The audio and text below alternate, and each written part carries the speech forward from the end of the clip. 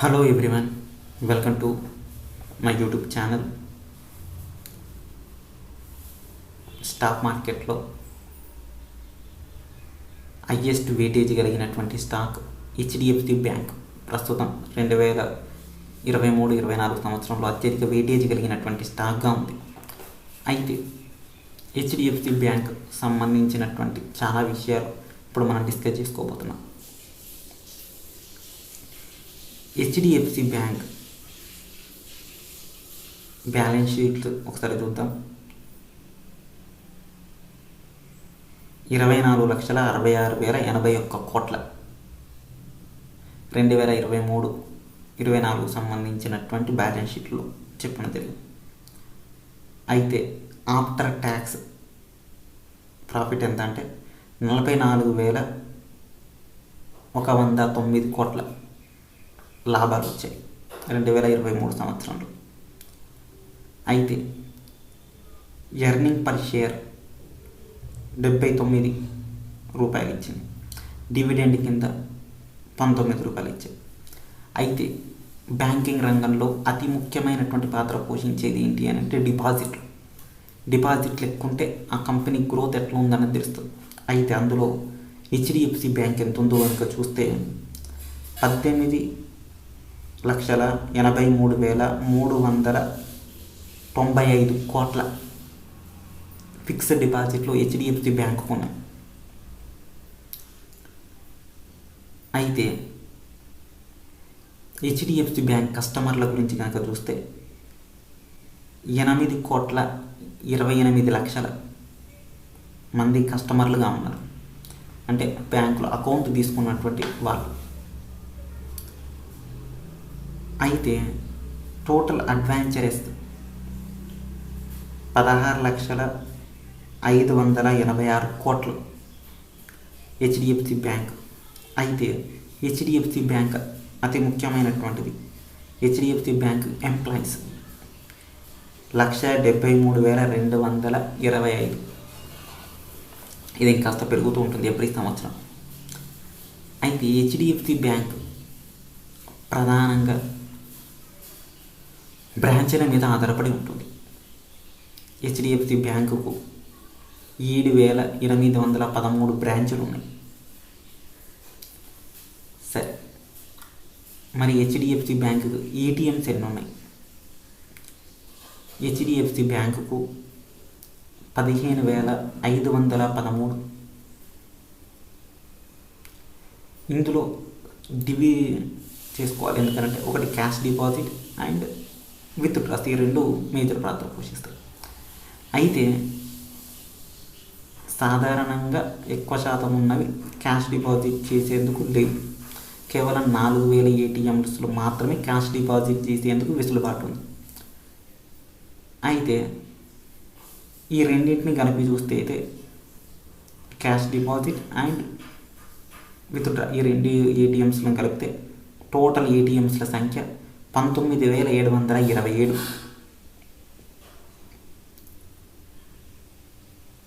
ఇది HDFC bank యొక్క పరిస్థితి.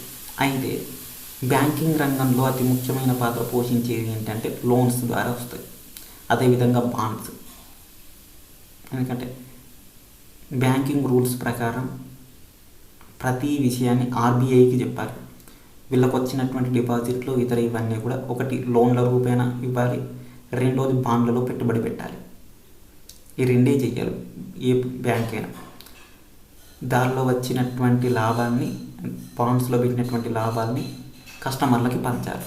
అందుకే ప్రతి 3 నెలలకు ఒకసారి 50,000 నుంచి 1,00,000 ఆపి ఉన్నటువంటి కస్టమర్లందరికీ కూడా అమౌంట్ వేస్తూ ఉంటుంది. మీకు ప్రతి 3 నెలలకు ఇంత ఇంట్రెస్ట్ వచ్చిందని చెప్పి వాళ్ళ అకౌంట్లకు వేస్తూ ఉంటుంది. ఇది ప్రైవేట్ రంగ సంస్థలు చేసేటువంటి పని. సరే, ఇది బాగానే ఉంది. మరి బ్యాంకింగ్ రంగ షేర్లు ప్రతి సంవత్సరం ఎంతెంత రెవెన్యూ ఇచ్చాయి, ఈపీఎస్ ఎర్నింగ్ పర్ షేర్ ఎంత, వీటి గురించి ఒకసారి తెలుసుకుంటే బాగుంటుంది. ఎందుకంటే ఒక సంవత్సరం గనక చూసేటట్టయితే కొంత ఇన్ఫర్మేషన్ ఉంటుంది, గుడ్ రిజల్ట్స్ అని తెలుస్తాయి. అదేవిధంగా పూర్తి స్థాయి ఒక 3-4 సంవత్సరాలు కనుక చూసినట్టయితే ఆ స్టాక్ మీద కొంత అవగాహన వచ్చేటువంటి అవకాశం ఉంటుంది. ఇప్పుడు ఒకసారి వాటి వివరాలు కూడా చూద్దాం. 2023 సంవత్సరంలో ఎర్నింగ్ పర్ షేర్ 79 రూపాయలు ఇచ్చింది.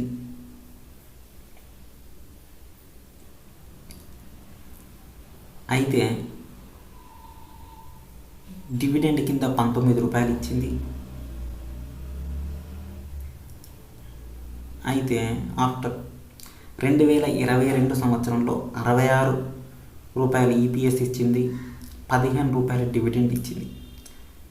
2021లో 56 రూపాయల ఎర్నింగ్ పర్ షేర్ ఇచ్చింది, డివిడెండ్ కింద 6 రూపాయల 5 పైసలు ఇచ్చింది. స్టాక్ పర్ఫార్మెన్స్లో గుడ్ రిజల్ట్స్ ఇచ్చింది. ఇది మనందరికీ చూసాం, ఇప్పుడు రిజల్ట్స్ చూసాం. 2-3 సంవత్సరాల హిస్టరీ కూడా చూడడం జరిగింది. ఓవరాల్ లుక్లో మనకు కనిపిస్తుంది ఏంటంటే హెచ్డిఎఫ్సి బ్యాంక్ కన్సిస్టెన్సీగా గ్రోత్ ఉంది, బెస్ట్ పర్ఫార్మెన్స్ చూపిస్తుంది ఫైనాన్షియల్ సెక్టార్లో. బ్యాంకింగ్ రంగం ప్రైవేట్ సెక్టార్లో అత్యధికంగా లాభాలు ఇచ్చే స్టాక్ ఇది. స్టాక్ మార్కెట్లో 10% వెయిటేజ్ నిఫ్టీ 50లో. ఇవి చూసాం. అయితే నిఫ్టీ 50 పెరిగే సందర్భాల్లో ఈ స్టాక్ ఖచ్చితంగా పెరుగుతుంది.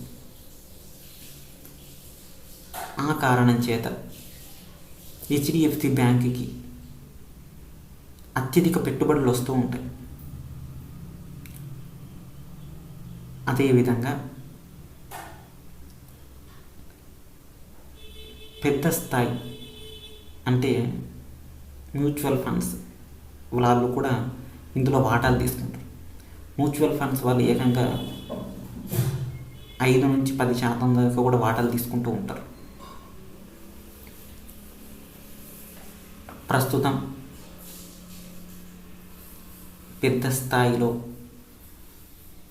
ఇన్వెస్టర్లు చెప్పుకోదగ్గటువంటి వాళ్ళలో భారతదేశం అనేకం ఉన్నారు.